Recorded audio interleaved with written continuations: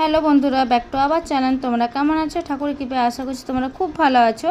তোমাদের আশীর্বাদে আমিও ভালো আছি। তো বন্ধুরা, অনেক দিন পর একটা লং ভিডিও দিচ্ছি। সবাই দেখো, সবাই কমেন্ট করো, আর তোমরা কেমন আছো অবশ্যই কমেন্ট করবে। তো ফার্স্টে বাবুসোনাকে দেখিয়ে দিলাম। তো বাবুসোনা স্কুল যাওয়ার জন্য রেডি হয়ে গেছে, আর দেখতেই পাচ্ছ ঘুমের চোখ একদম ঢুলঢুল হয়ে আছে। আর এদিকে আমি বিছনা সব গুটিয়ে দিয়েছি।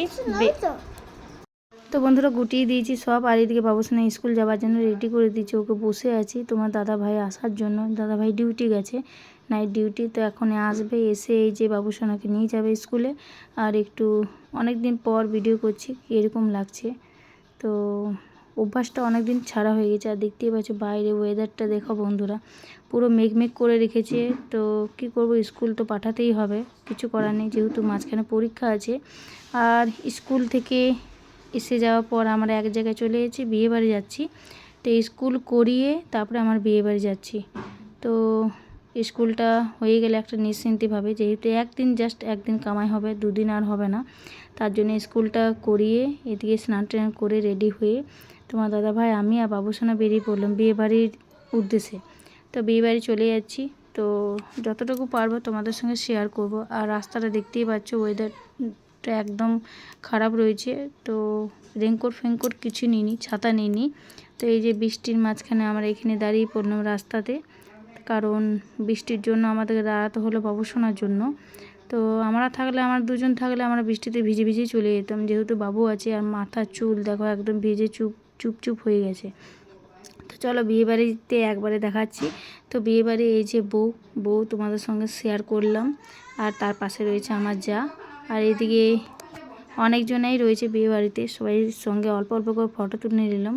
আর এদিকে আমি একটু ডান্স করে নিচ্ছি, তোমাদেরকে দেখিয়ে দিচ্ছি।